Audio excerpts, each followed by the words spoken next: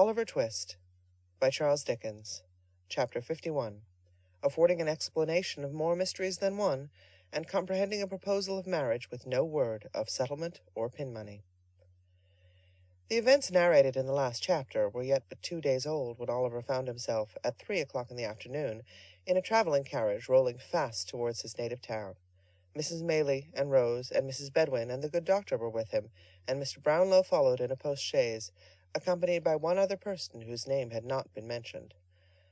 They had not talked much upon the way, for Oliver was in a flutter of agitation and uncertainty which deprived him of the power of collecting his thoughts, and almost of speech, and appeared to have scarcely less effect on his companions, who shared it in at least an equal degree. He and the two ladies had been very carefully made acquainted by Mr. Brownlow with the nature of the admissions which had been forced from monks, and, although they knew that the object of their present journey was to complete the work which had been so well begun, still the whole matter was enveloped in enough of doubt and mystery to leave them in endurance of the most intense suspense. The same kind friend had, with Mr. Losbourne's assistance, cautiously stopped all channels of communication through which they could receive intelligence of the dreadful occurrences that had so recently taken place. It was quite true, he said, that they must know them before long, but it might be at a better time than the present, and it could not be at a worse. So they travelled on in silence, each busied with reflection on the object which had brought them together, and no one disposed to give utterance to the thoughts which crowded upon all. But if Oliver, under these influences, had remained silent while they journeyed towards his birthplace by a road he had never seen, how the whole current of his recollections ran back to old times, and what a crowd of emotions were wakened up in him when they turned into that which he had traversed on foot, a poor, houseless, wandering boy, without a friend to help him or a roof to shelter his head. "See, there!" cried Oliver, eagerly clasping the hand of Rose and pointing out at the carriage window. "That's the stile I came over. There are the hedges I crept behind, for fear anyone should overtake me and force me back. Yonder is the path along the field leading to the old house where I was a little child. Oh, Dick, my dear old friend, if I could only see you now!" "You will see him soon," replied Rose, gently taking his folded hands between her own. "You shall tell him how happy you are, and how rich you have grown, and that in all your happiness you have none so great as the coming back to make him happy too." Yes, said Oliver, "and we'll take him away from here, and have him clothed and taught, and send him to some quiet country place where he may grow strong and well. Shall we?" Rose nodded yes, for the boy was smiling through such happy tears that she could not speak. "You will be kind and good to him, for you are to everyone," said Oliver. "It will make you cry, I know, to hear what he can tell. But never mind, it will all be over, and he will smile again. I know that too, to think how changed he is. You did the same with me. He said, 'God bless you,' to me when I ran away," cried the boy, with a burst of affection and emotion. "And I will say 'God bless you' now, and show him how I love him for it." As they approached the town, and at length drove through its narrow streets, it became a matter of no small difficulty to restrain the boy within reasonable bounds. There was Sowerberry's the undertaker's just as it used to be, only smaller and less imposing in appearance than he remembered it. There were all the well-known shops and houses, with almost every one of which he had some slight incident connected. There was Gamfield's cart, the very cart he used to have, standing at the old public-house door. There was the workhouse, the dreary prison of his youthful days, with its dismal windows frowning on the street. There was the same lean porter standing at the gate, at sight of whom Oliver involuntarily shrunk back, and then laughed at himself for being so foolish, then cried, and then laughed again. There were scores of faces at the doors and windows that he knew quite well. There was nearly everything as if he had left it but yesterday, and all his recent life had been but a happy dream. But it was pure, earnest, joyful reality. They drove straight to the door of the chief hotel, which Oliver used to stare up with awe and think a mighty palace, but which had somehow fallen off in grandeur and size. There was Mr. Grimwig, all ready to receive them, kissing the young lady, and the old one too, when they got out of the coach, as if he were the grandfather of the whole party, all smiles and kindness, and not offering to eat his head, no, not once, not even when he contradicted a very old postboy about the nearest road to London, and maintained he knew it best, though he had only come that way once, and that time fast asleep. There was dinner prepared, and there were bedrooms ready, and everything was arranged as if by magic. Notwithstanding all this, when the hurry of the first half-hour was over, the same silence and constraint prevailed that had marked their journey down. Mr. Brownlow did not join them at dinner, but remained in a separate room. The two other gentlemen hurried in and out with anxious faces, and, during the short intervals when they were present, conversed apart. Once Mrs. Maylie was called away, and after being absent for nearly an hour, returned with eyes swollen with weeping. All these things made Rose and Oliver, who were not in any new secrets, nervous and uncomfortable. They sat wondering in silence, or, if they exchanged a few words, spoke in whispers, as if they were afraid to hear the sound of their own voices. At length, when 9 o'clock had come, and they began to think they were to hear no more that night, Mr. Losberne and Mr. Grimwig entered the room, followed by Mr. Brownlow and a man whom Oliver almost shrieked with surprise to see, for they told him it was his brother, and it was the same man he had met at the market-town, and seen looking in with Fagin at the window of his little room. Monks cast a look of hate, which even then he could not dissemble, at the astonished boy, and sat down near the door.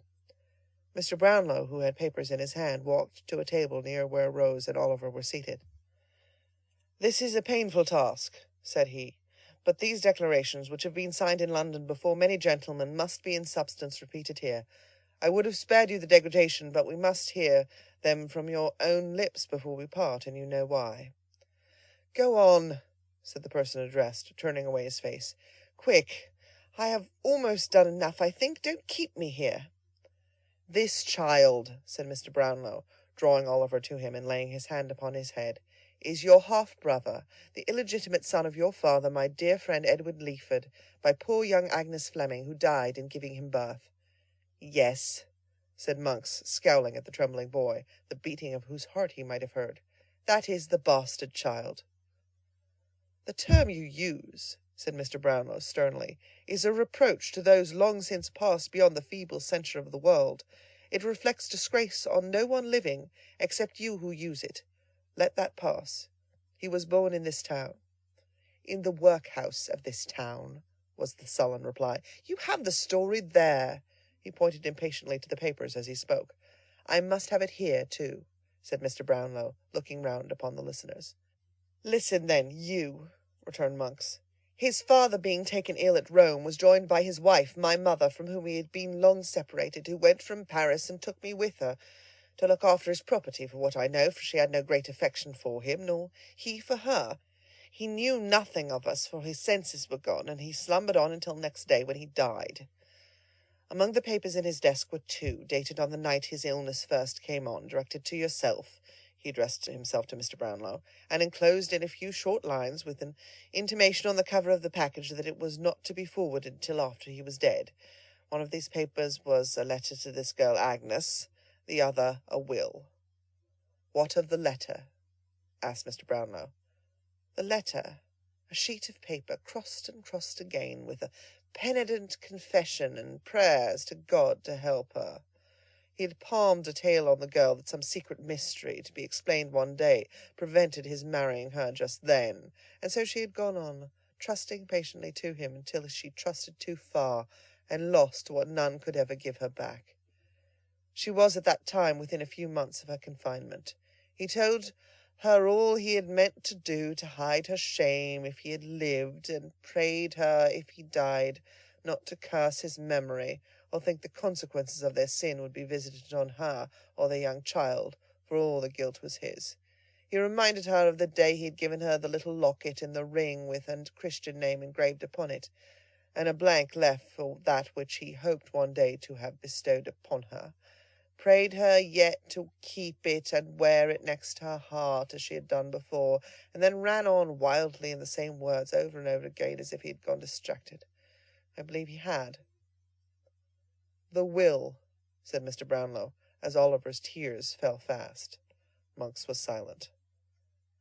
"The will," said Mr. Brownlow, speaking for him, "was in the same spirit as the letter. He talked of miseries which his wife had brought upon him, of the rebellious disposition, vice, malice and premature bad passions of you, his only son, who had been trained to hate him, and left you and your mother each an annuity of £800. The bulk of his property he divided into 2 equal portions, one for Agnes Fleming and the other for their child, if it should be born alive, and ever come of age.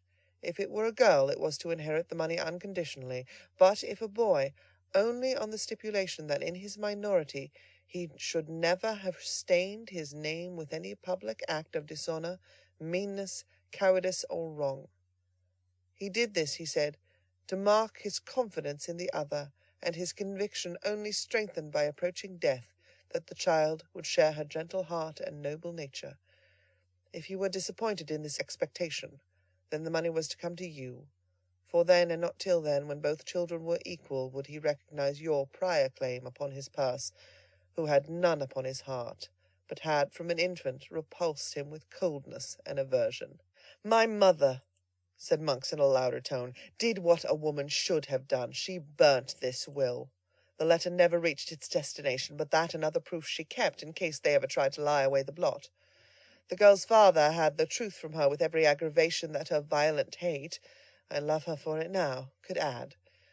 Goaded by shame and dishonour, he fled with his children into a remote corner of Wales, changing his very name, that his friends might never know of his retreat, and here, no great while afterwards, he was found dead in his bed. The girl had left her home in secret some weeks before. He had searched for her on foot in every town and village near. It was on the night when he returned home, assured that she had destroyed herself to hide her shame in his, that his old heart broke. There was a short silence here, until Mr. Brownlow took up the thread of the narrative. Years after this, he said, this man's, Edward Leaford's, mother came to me. He had left her when only 18, robbed her of jewels and money, gambled, squandered, and fled into London, where for 2 years he had associated with the lowest outcasts. She was sinking under a painful and incurable disease, and wished to recover him before she died. Inquiries were set on foot, and strict searches made. They were unavailing for a long time, but ultimately successful, and he went back with her to France. There she died, said Monks, after a lingering illness, and on her deathbed she bequeathed these secrets to me, together with her unquenchable and deadly hatred of all whom they involved, though she need not have left me that, for I had inherited it long before.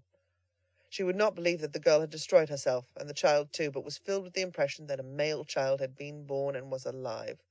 I swore to her, if it ever crossed my path, to hunt it down, never to let it rest, to pursue it with the bitterest and most unrelenting animosity, to vent upon it the hatred that I deeply felt, and to spit upon the empty vaunt of that insulting will, by dragging it, if I could, to the very gallows foot.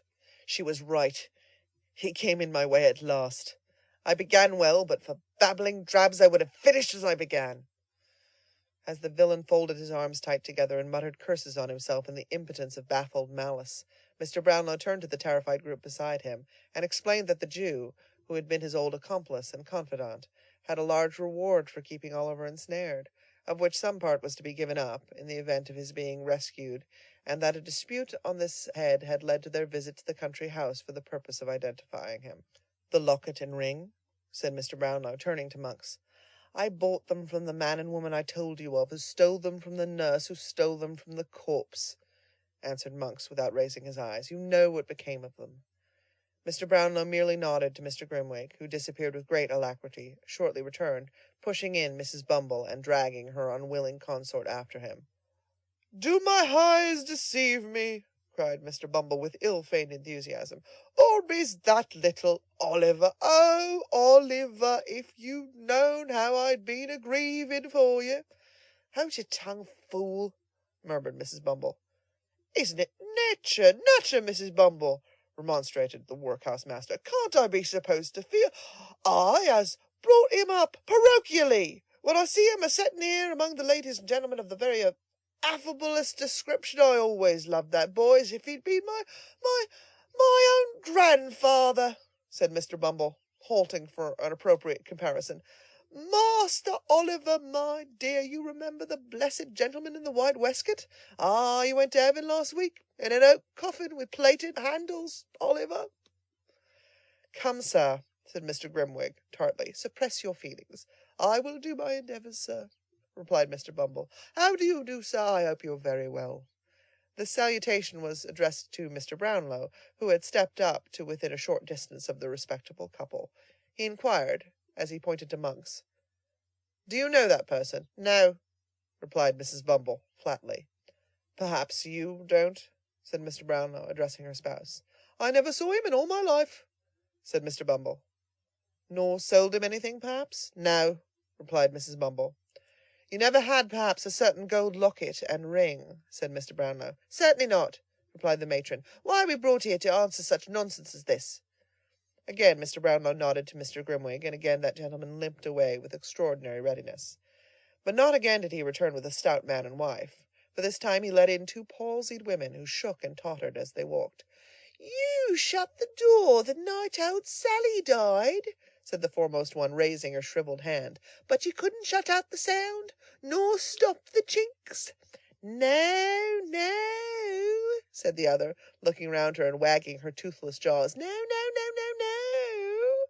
We heard you try to tell what she'd done, and saw you take a paper from her hand and watched you two next day to the pawnbroker's shop," said the first. "Yes," added the second, "and it was a locket and gold ring. We found out that and saw it given you. We were by her, we were by."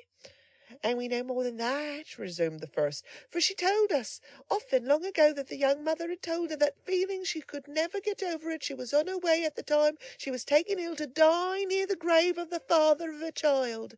"Would you like to see the pawnbroker himself?"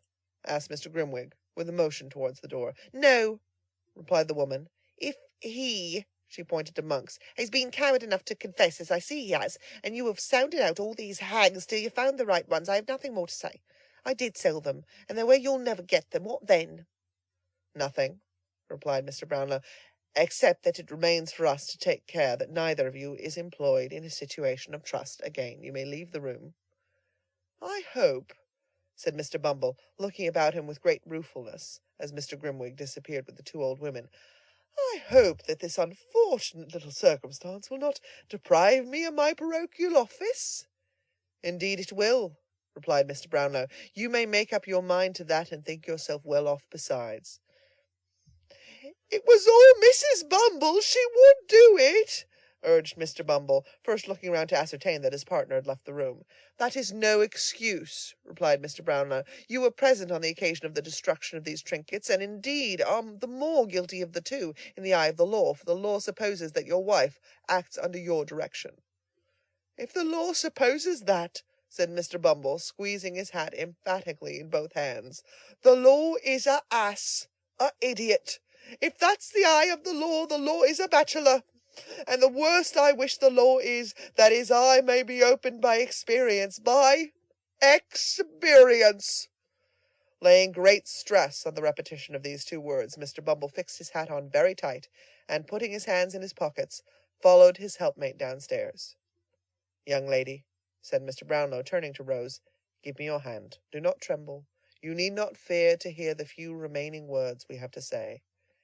"If they have, I don't know how they can, but if they have any reference to me," said Rose, "pray let me hear them at some other time. I have not strength or spirits now."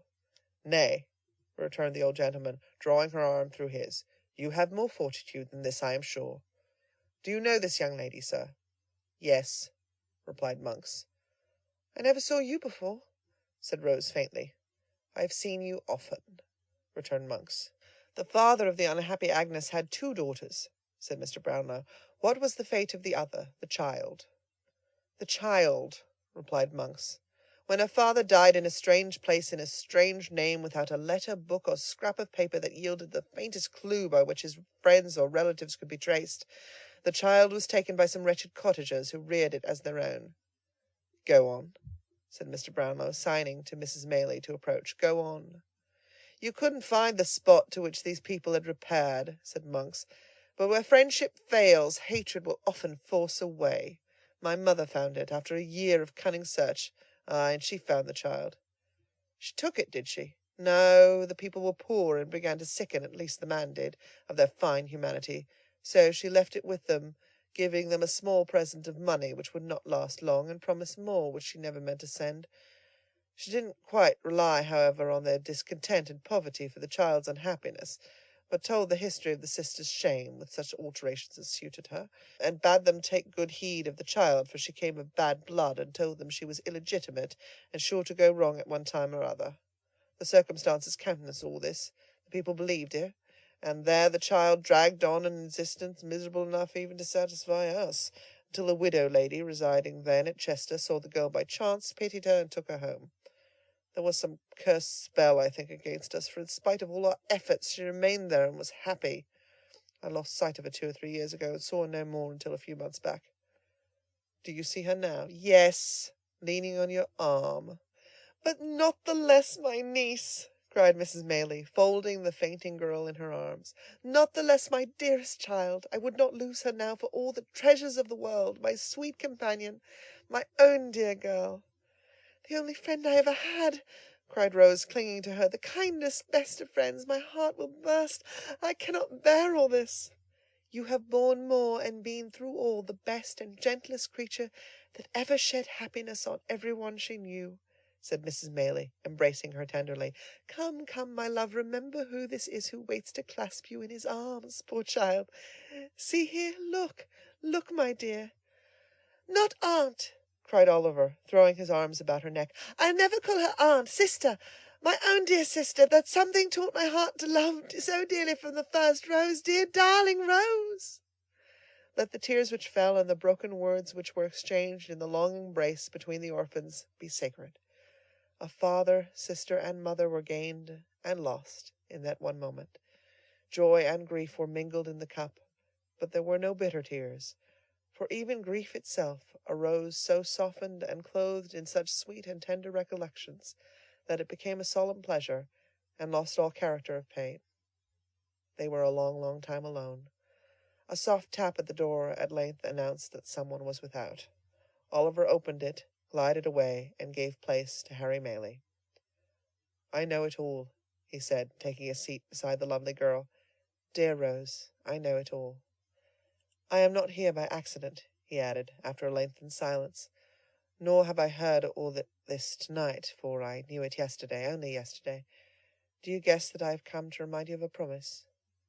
Stay, said Rose. You do know all. All. You gave me leave at any time within a year to renew the subject of our last discourse. I did. Not to press you to alter your determination, maintained the young man, but to hear you repeat it, if you would. I was to lay whatever of station or fortune I might possess at your feet, and if you still adhered to your former determination, I pledged myself by no word or act to seek to change it. The same reasons which influenced me then will influence me now, said Rose firmly. If I ever owed a strict and rigid duty to her whose goodness saved me from a life of indigence and suffering, when should I ever feel it, as I should tonight? It is a struggle, said Rose, but one I am proud to make. It is a pang, but one my heart shall bear. The disclosure of tonight, Harry began. The disclosure of tonight, replied Rose softly, leaves me in the same position with reference to you as that in which I stood before. You harden your heart against me, Rose, urged her lover. Oh, Harry, Harry, said the young lady, bursting into tears, I wish I could and spare myself this pain. Then why inflict it on yourself? Said Harry, taking her hand. Think, dear Rose, think what you have heard tonight.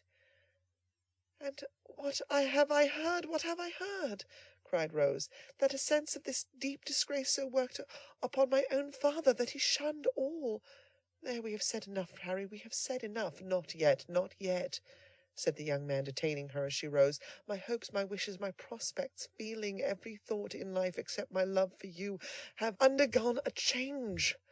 I offer you now no distinction among a bustling crowd, no mingling with word or malice and detraction where the blood is called into honest cheeks by aught but real disgrace and shame, but a home, a heart and home, yes, dearest Rose, and those alone are all I have to offer. What do you mean? She faltered.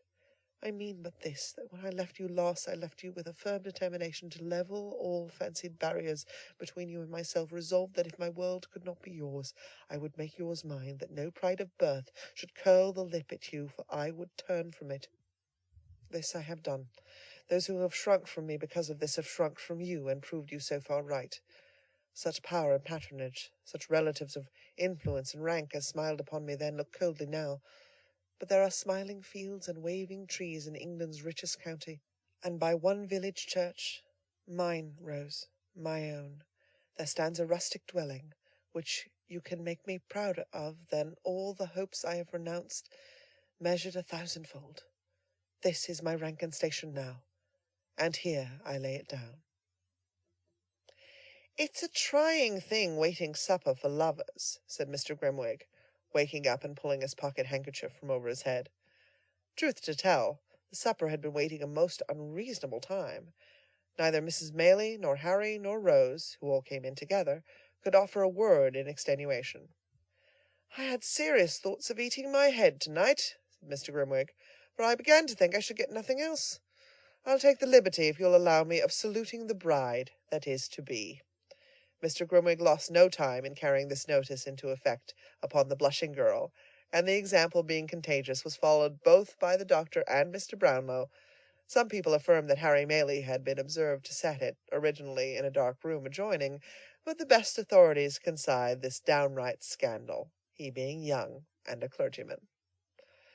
"Oliver, my child," said Mrs. Maylie, "where have you been, and why do you look so sad? There are tears stealing down your face at this moment. What is the matter?" "It is a world of disappointment, often to the hopes we most cherish, and hopes that do our nature the greatest honor. Poor Dick was dead." End of chapter 51.